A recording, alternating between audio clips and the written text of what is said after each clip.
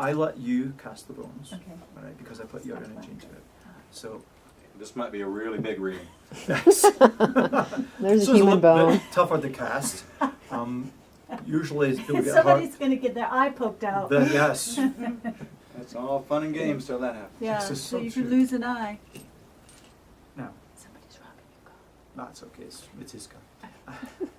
It's not mine. So put your hands out like this. I give you the bones because this is your reading, so you'll cast them. Close your hand around them. Now, what we do is an energy transfer exercise. You take a deep breath through your nose, let it out your mouth slowly. Visualize energy going into the bones. Continue. And let me know when you feel the bones have your energy. By the way, this is a patented trademark technique. Do not copy this at all. Just kidding.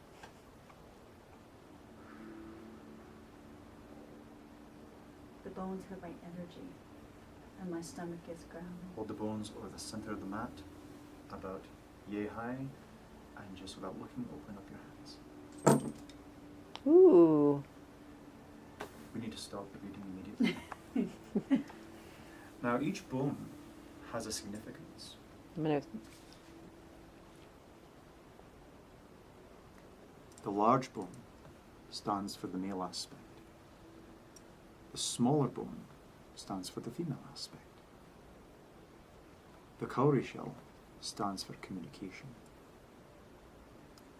The deer toe bone tells you you need to be alert about something and ready to make a move. The snake vertebrae is something very volatile. It can be sexual passion, sexual energy, or just that kundalini energy, that fire. We have the coyote tooth, and that is that someone's trying to trick you. There's some trickery going on, so you have to pay attention. We have the key, which is doors opened or locked. Now it's interesting. If you look over here, this bone here is a wolf bone. That is a predator, someone out to get you.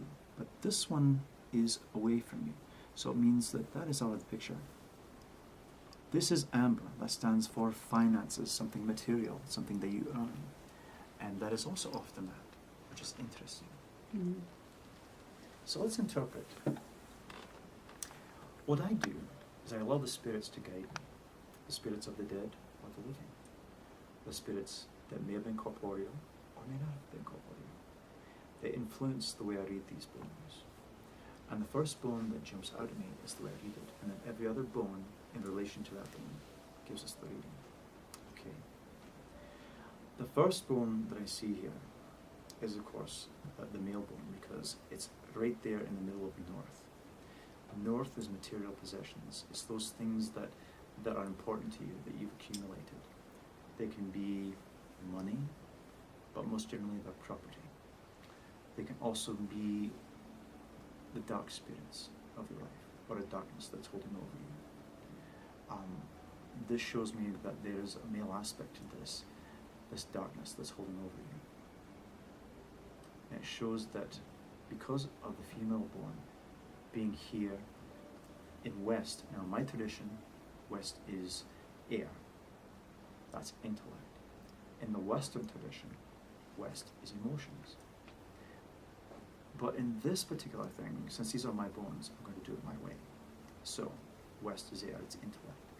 And this is saying that you need to be very cognizant of lack of communication that's happening about the financial and material aspects of your life with this person.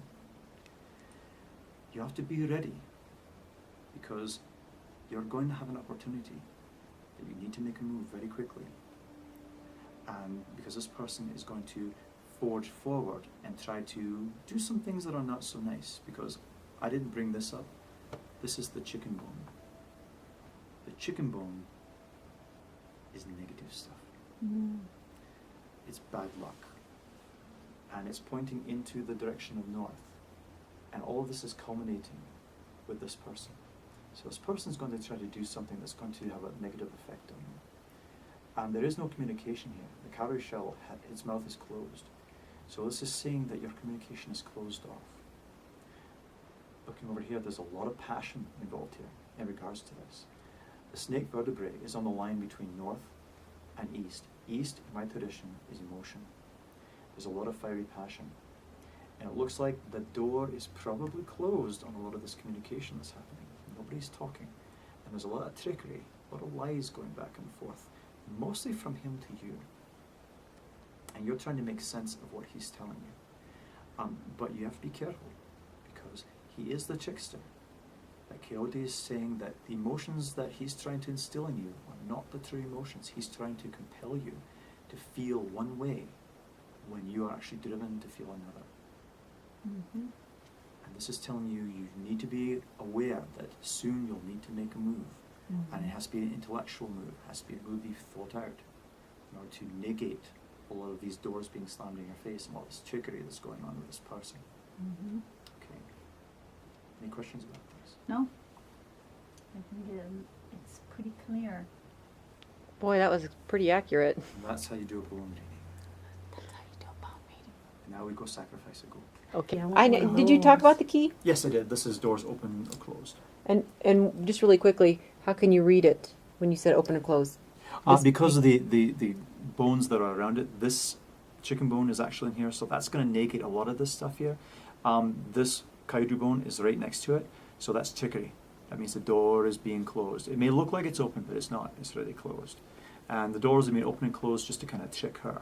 The into trickery feeling part, that, okay. yeah, So into- if I it like was that. like this, there would be communication and the doors open. the door is completely open for communication, communication. to your benefit. Mm-hmm. Mm-hmm. So, yeah. She knew that anyway. Okay, so let's learn about your little gadgets over here. We all have fetishes, and not the let's wear plastic and dance around like a clown. These are fetishes. This is a fetish. It's actually full of lodestone. It's full of different herbs in order to increase my psychic ability and sort of help me, because if you do this all day long, you get psychically drained, and so any little bit helps.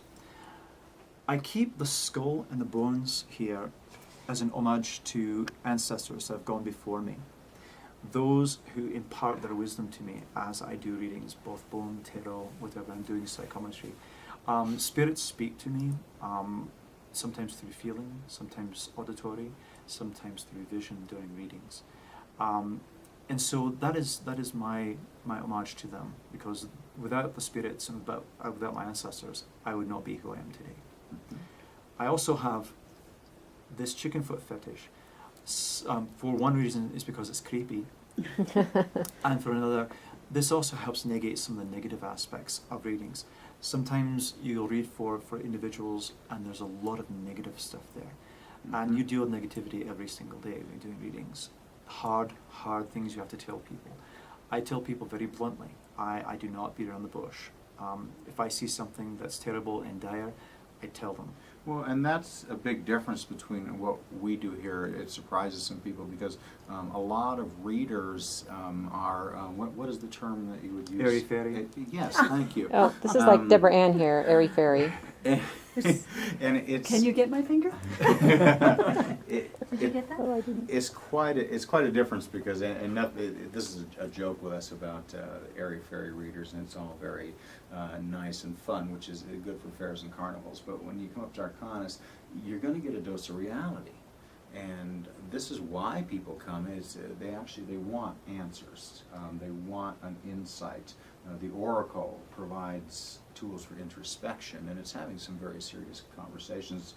Dave, I think what you were talking about is when you do this day after day or after a long day working with a number of people, emotions transfer and feelings transfer, and sometimes people come in with very serious weights on their shoulder, and after you read all day long, this transfers onto you, and you have to have a manner for clearing yourself out psychically and emotionally. Exactly. I use this crystal in order to clear myself after particularly heavy readings.